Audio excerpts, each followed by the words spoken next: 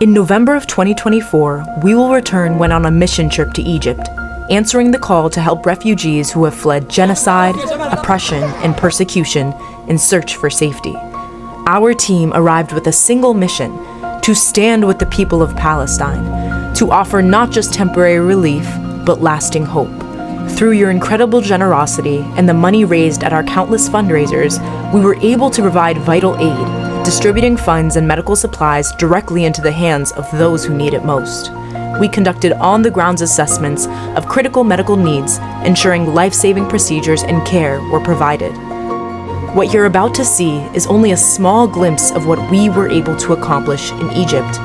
But make no mistake, our story does not end here. Our work does not stop here. This is just the beginning.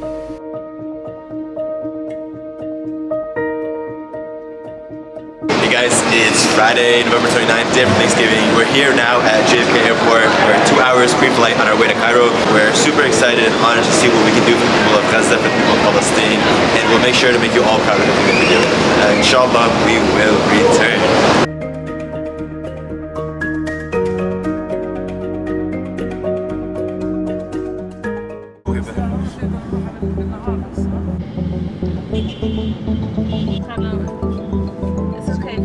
Alright guys, we just touched down in Masr. Right now we're on our way to Prosthetic Solutions. We have all the patient cases right here. We're going to see how we can support the initiative. The second we arrived in Cairo, we made our way to Motion Prosthetic Solutions, located in the heart of the city.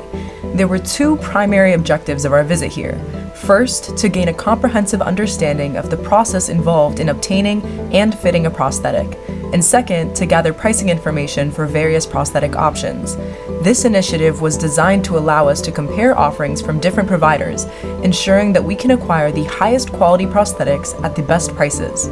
We did this in order to allocate our resources effectively and provide prosthetics to as many individuals as possible while still maintaining cost efficiency. We've just been given an explanation of all the different prosthetics that are available and what some of the costs are and what the procedure is for fitting and for adjusting.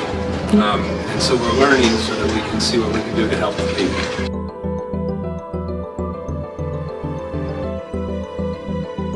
This is the place where all the Gazawi refugees who escaped from Rafah, Jabalia, wherever they may be, this is where they found sanctuary right now. These apartment complexes are where Gazawi refugees are rebuilding their entire lives. During our time here, we discussed with each family how we could best support them.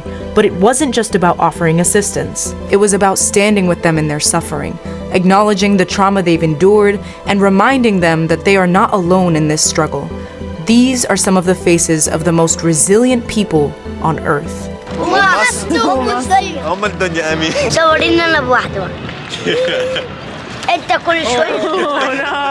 It's Sunday, December 1st. We're up bright and early, and we're on our way to 3 different hospitals to see Palestinian refugees who are able to make it over from Gaza. We're gonna head on over there right now. There are about 39 families from Gaza that are in need of medical assistance, medical treatments. We are walking into the hospital, patient by patient, to visit them and see what their needs are. They are all from Gaza with different cases. Some leukemia, some other stuff. We are walking with you now, patient by patient, inshallah. The first hospital we visited was filled with patients, each struggling with their own physical and psychological scars. The pain they carry is unimaginable, but their resilience is undeniable. Despite everything they've been through, there's so much strength in each and every individual. They continue to hold on to the hope that they can one day return and rebuild their lives in their rightful homeland. Here are some of their stories. We are from Al-Nusrat camp. He has cancer. He's here with his daughter and his wife. May Allah bless him, inshallah. She's from Gaza. She has cancer. No one is here actually to take care of her. These patient stories will stay with us forever. Today is Monday, December 2nd, and right now we're on our way to the 3rd hospital of our trip, which is Hospital Mbaba, and we're going to see Palestinian refugees who are being treated and housed in Egypt. In this hospital, the majority of the patients we met were actually kids too young to be in this position. Many arrived with injuries too severe to ignore, but the real challenge is the lasting emotional and psychological toll. But through all of this, their message is clear. We will return. It's not just a phrase, it's the unshakable belief that despite everything they have endured, they will one day go back to the land they've lost.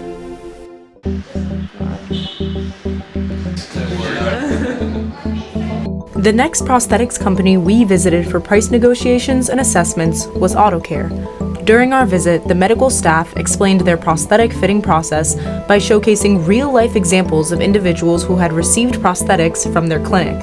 These patients shared valuable insights into how their quality of life had improved following their procedures.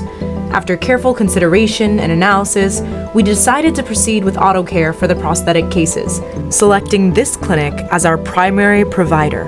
The next step was to fund a small number of prosthetic procedures at AutoCare as a trial.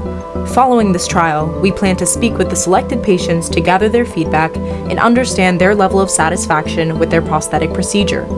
Given the positive responses, we are now considering either expanding our collaboration with AutoCare or potentially launching our own prosthetics company in Egypt.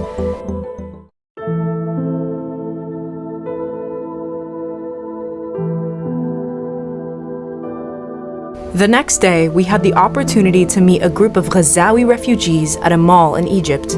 As we moved from table to table, meeting each family, the weight of their stories was overwhelming. Every conversation was filled with heartbreaking details, surviving a genocide, losing everything, and carrying scars that run far deeper than the physical ones. We listened, we learned about their unique needs, and we spoke to them about their medical requirements, many of them needing prosthetic eyes. So the very next day, we took those same individuals who had lost their sight during the genocide to a prosthetic clinic to get the care they needed.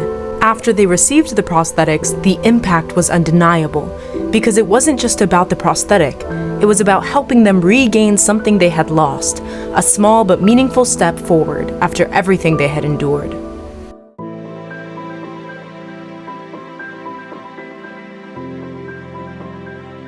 Today is Tuesday, December 3rd. We've just arrived at the Hospital of Saadiyin, located in the village in Masr in Egypt, and we're on our way right now to check in with the patients, assess their situations who came over from Gaza. There was something about this specific hospital that felt special. It is something the Palestinian people have been teaching this world for generations. It's a lesson in resilience, one that doesn't just endure, but continues to rise again and again, even in the face of unimaginable loss. The joy we witnessed in these patients' smiles, the kindness they shared despite all they had been through, these were not signs of forgetting, but of living fully, even in the face of all that has been taken. They teach us that life, even in its darkest hours, is still worth embracing. The Palestinian people do not simply endure, they redefine what it means to live with strength, with love, and with an unbreakable belief that even in the hardest of times, there is still joy in every corner. So as we left Egypt, we carried with us two powerful lessons. First, of course, the lesson of resilience, a lesson in living fully no matter the pain that life brings. But there was something else that stayed with us, something deeper. The undeniable truth that what these people have endured and continue to endure cannot be allowed to persist. Their suffering is not just their burden, it's ours to bear. We left with a renewed commitment, a commitment to do whatever it takes to end this suffering, to ensure their pain is no longer ignored and their voices are no longer silenced. No matter the cost, no matter the obstacles, we will stand with them, and we will fight until this injustice is no more. Not just for Palestine, but for every oppressed person across the globe.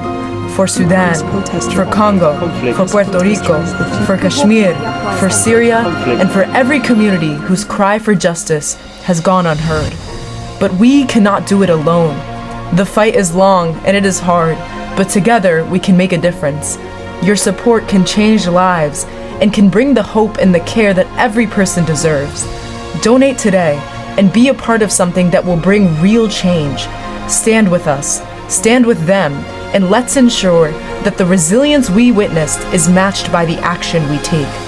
Together, with time, we will restore, we will rebuild, and we will return.